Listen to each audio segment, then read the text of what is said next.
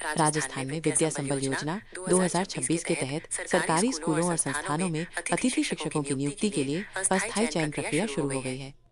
योजना का उद्देश्य है कि शिक्षकों के खाली पदों के कारण बच्चों की पढ़ाई बाधित न हो। योग्य युवा और सेवानिवृत्त शिक्षक आवेदन कर सकते हैं, जो अधिकांशतः ऑफलाइन होते हैं और चयन स्कूल स्तर पर होता है। अधिक जानकारी के लिए शाला दर्पण पोर्टल देखें। इस जानकारी में जगह या अलग अलग स्थितियों के आधार पर अंतर देखने को मिल सकता है।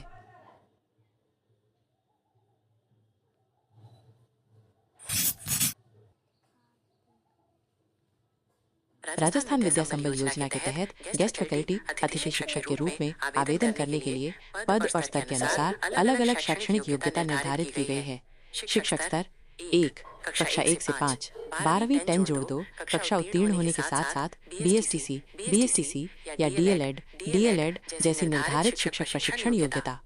शिक्षक स्तर -2, कक्षा 6 से 8, मान्यता प्राप्त विश्वविद्यालय से स्नातक ग्रेजुएशन की डिग्री के साथ बीएड की योग्यता। वरिष्ठ अध्यापक कक्षा 9 और 10, संबंधित विषय में स्नातक या समकक्ष डिग्री के साथ बीएड। व्याख्याता ग्रेड -1, कक्षा 11 और 12, संबंधित विषय में स्नातकोत्तर पोस्ट ग्रेजुएशन पीजी की डिग्री के साथ बीएड। उच्च शिक्षा कॉलेज स्तर सहायक आचार्य नियमानुसार संबंधित विषय में पोस्ट ग्रेजुएशन के साथ नेट, स्लेट, एसएलईटी या पीएचडी। इस योजना की विस्तृत जानकारी और दिशा निर्देश आप विद्या संबल योजना जानकारी पर देख सकते हैं। क्या आप इनमें राजस्थान विद्या संबल योजना 2026 के लिए आवेदन प्रक्रिया 25 अगस्त 2026 से शुरू हो चुकी है और आवेदन करने की अंतिम तिथि 27 अगस्त 2026 दोपहर 1 बजे तक है। महत्वपूर्ण तिथियां आवेदन प्रारंभ तिथि 25 अगस्त 2026 आवेदन की अंतिम तिथि 27 अगस्त 2026 दोपहर 1 बजे तक अंतिम चयन सूची मेरिट लिस्ट जारी होने की तिथि 31 अगस्त 2026। मुख्य बातें, इस योजना के तहत सरकारी स्कूलों और कॉलेजों में गेस्ट फैकल्टी अतिथि शिक्षक के पद भरे जा रहे हैं, क्योंकि कई बार स्थानीय स्तर पर दिशा निर्देश भिन्न हो सकते हैं।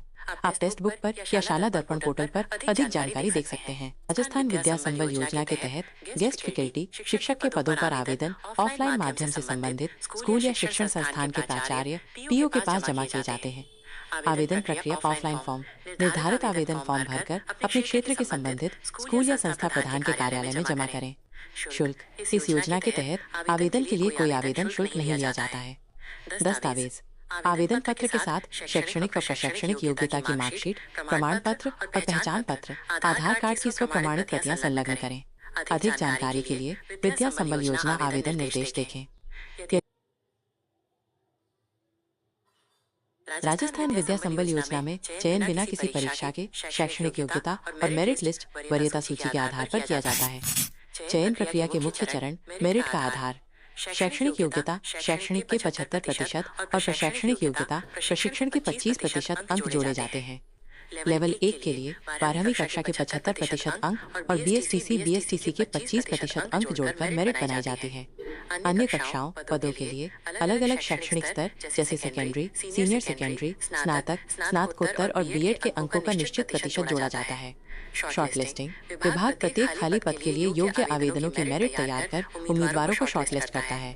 अंतिम नियुक्ति, मेरिट में उच्चतम अंक प्राप्त करने वाले अभ्यर्थी को संबंधित विद्यालय में अतिथि शिक्षक गेस्ट फैकल्टी के रूप में आमंत्रित किया जाता है। यदि आप बताना चाहें कि आप किस पद अध्यापक लेवल 1, लेवल 2 या लेक्चरर के लिए आवेदन करना चाहते हैं, तो मैं आपको उसके अंकों के जुड़ने के प्रतिशत वेटेज की पूरी जानकारी दे सकता हूँ। योजना 2026 के तहत गेस्ट फैकल्टी अतिथि शिक्षक के पदों पर मानदेय सैलरी प्रति घंटे के हिसाब से तय किया गया है। पदों के अनुसार सैलरी विवरण, मानदेय विभिन्न श्रेणियों के शिक्षकों के लिए प्रति घंटा और अधिकतम मासिक वेतन इस प्रकार है। थर्ड ग्रेड टीचर लेवल 1 और 2 300 रुपये प्रति घंटा, अधिकतम 21,000 रुपये प्रति माह।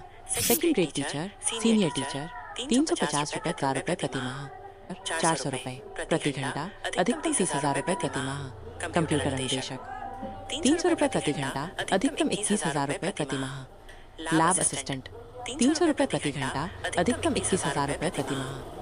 असिस्टेंट प्रोफेसर कॉलेज स्तर 800 रुपये प्रति घंटा तक, अधिकतम 45,000 रुपये से 60,000 रुपये तक। आवेदन प्रक्रिया की जानकारी आज तक की रिपोर्ट के अनुसार इस योजना के तहत लगभग 76,000 से अधिक पदों पर गेस्ट फैकल्टी की प्रक्रिया चल रही है। इसके लिए आपको संबंधित स्कूल या कॉलेज के प्रशासनिक कार्यालय में जाकर निर्धारित प्रारूप में ऑफलाइन आवेदन करना होता है। चयन प्रक्रिया बिना लिखित परीक्षा के अकादमिक रिकॉर्ड और मेरिट के आधार पर होती है। क्या आप